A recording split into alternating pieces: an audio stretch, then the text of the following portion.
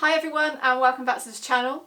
I have 8 tips for you today on how you can work quicker and get through your projects with ease. So you have a deadline and you need to pick up the pace a bit, then hopefully these tips will help you.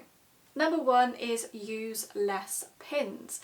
And this is something I really took on board for, say, straight line stitching. You know, if you're joining 2 pieces together, say a side seam or the centre back, then using less pins just makes it so much quicker. And you know, you can just put 1 pin at the start and 1 pin at the end, make sure it lines up, say, on your table, and then just run it through the machine. I mean, you've got your markings there on your machine for your seam allowance. So yeah, once you get used to it and once you get more practice with it, then it's just so much easier and so much quicker just to use less pins. If you're making more than one, cut all the pieces out at once, every single piece. It just really speeds up the workflow. It means that you're not stopping and to cut out more. So once you get one garment done, you're not stopping and cutting out the fabric again for the next garment.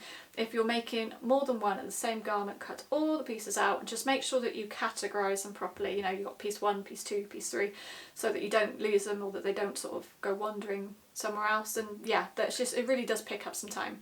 This I do quite a lot, and especially if there's a lot of seams to work from, and that is just to pin all the seams up in one go. So this goes off the pattern completely. I mean, you know, if you've got a pattern, the instructions and it says, you know, oh, pin the side seams together, sew them, then pin the front to the back, sew them, sleeves or the face in, then this just takes too much time for me. So what I do is I pin all the seams together that I can. So shoulder seams, front seams, princess seams, back seams, front, you know, side seams, and the sleeves, I just sew them all at once. Then that gets the pinning out of the way, that gets the sewing out of the way, and then I can do the seam finishes, and then I can finally put it together.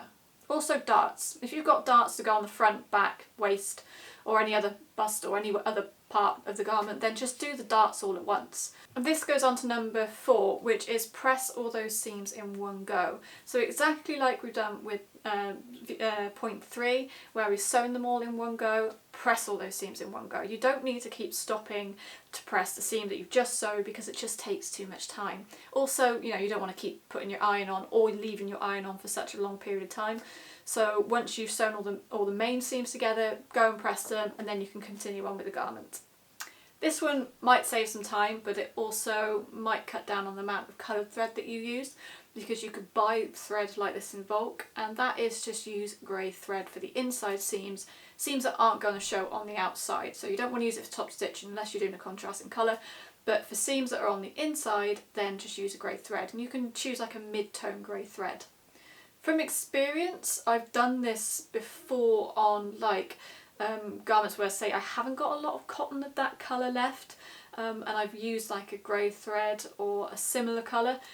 It does save quite a bit of that coloured thread, because I find that one of those small reels of cotton doesn't last very long, especially if you're winding bobbins, and if you're making things like blazers or dresses or you're hemming quite a bit, then the thread just disappears, especially if you have to unpick. So leading on to point 6, that is get enough thread and wind loads of bobbins. And I really do mean this at the start of your project. Make sure that you wind something like 5 or 6 bobbins, because it just having the bobbin run out in the middle of the seam and then getting to the end of that sewing and finding out that you actually run out, like, you know, 10 centimetres at the start. It's so frustrating, it's so annoying. So winding several bobbins means that you're not stopping to rewind the bobbin from the thread on your machine, and you can just literally take it out and put another one in and get going again. I haven't actually got one of those bobbin winders yet, but they look absolutely brilliant. I mean, it's just so easy, you know, having to take it out of the machine is just such a chore, so having one of those would be really, really handy. It's on my Christmas list.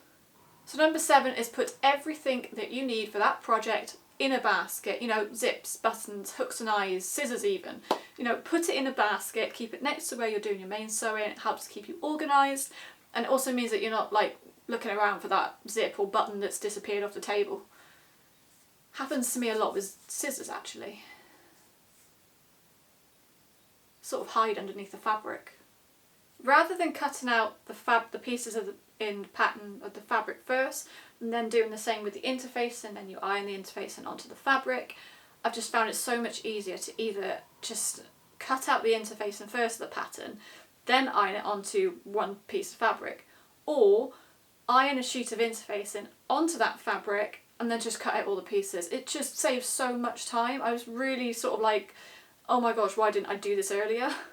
So it does depend on what fabric you're using or what pattern you're using. You might find it's actually easier just to cut those pieces out all separately, all the different, you know, cutting the pieces out of the interfacing first and then iron it on, or ironing on the interfacing on one sheet of fabric.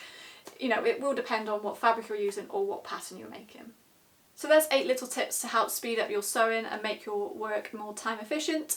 Thank you very much for watching, and don't forget to give this a thumbs up if you like it, subscribe to my channel, you know exactly where the button is. So thanks again for watching, and I'll see you next time.